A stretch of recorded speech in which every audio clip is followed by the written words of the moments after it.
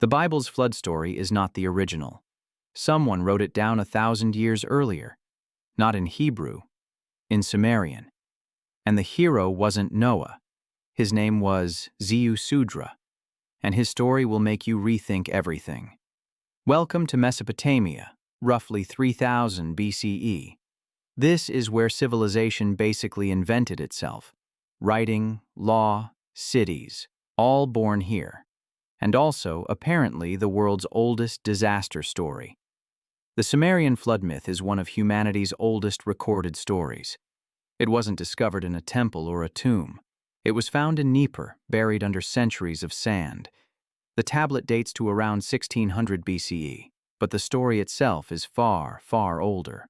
So who exactly was Ziusudra? He was a king, and a very pious one. He prayed constantly. He kept the temples running. The gods noticed, but not in a good way, at least not at first.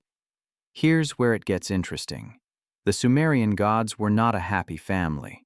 They held a divine assembly and voted. The verdict: destroy humanity with a flood. No explanation, no negotiation, just gone. But one god broke ranks. His name was Enki, god of wisdom and water. Enki liked humans. He had actually created them.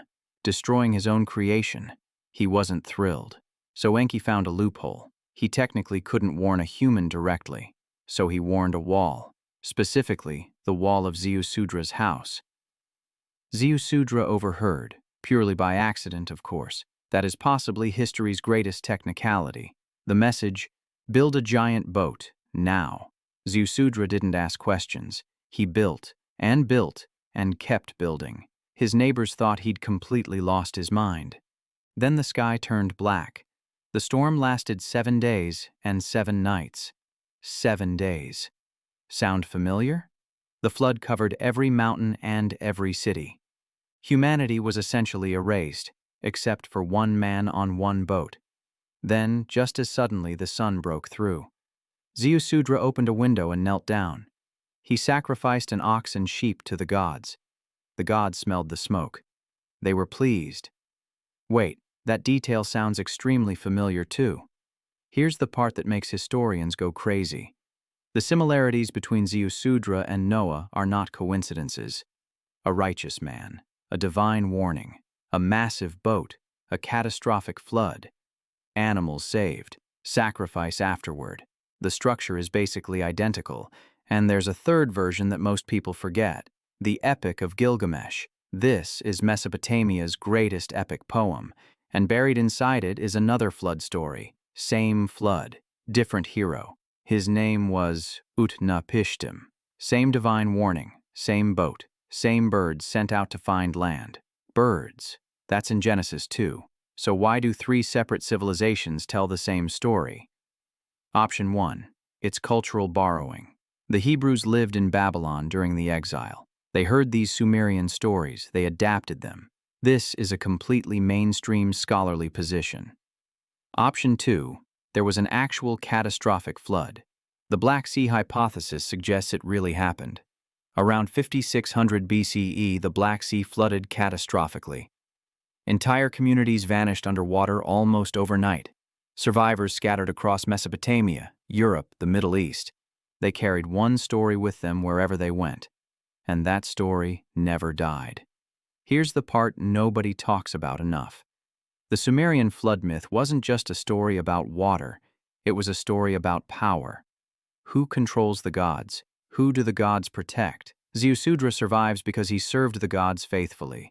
The message to Sumerians was crystal clear: worship, obey, or drown. Every civilization that adopted the story used it the same way. The flood myth is a control mechanism wearing a disaster story. That's not cynicism. That's just history. Now, what happened to Ziusudra after the flood? The gods were so impressed they made him immortal. Actual immortality. Forever, like no death at all. They sent him to live at the edge of the world, a place called Dilmun, a paradise land. Noah got a rainbow.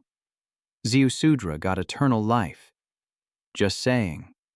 Here's the bigger picture that ties this all together. Myths don't stay in one place. They travel with people. They mutate. They absorb local flavor. The Sumerian flood myth became the Babylonian flood myth, which became the Hebrew flood myth, which became one of the most read stories in human history, all starting from one scribe pressing reeds into clay in Mesopotamia. The Sumerian flood myth didn't just survive 5,000 years. It became the template for how humanity tells its biggest stories. Catastrophe. A chosen survivor. Divine mercy. Rebirth.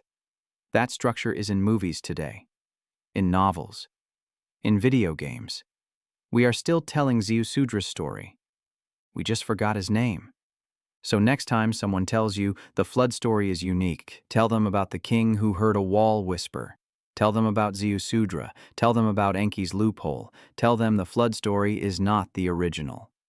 If you found this mind-blowing, subscribe. We do this every week with the stories history forgot. And the Bible's flood story is still not the original.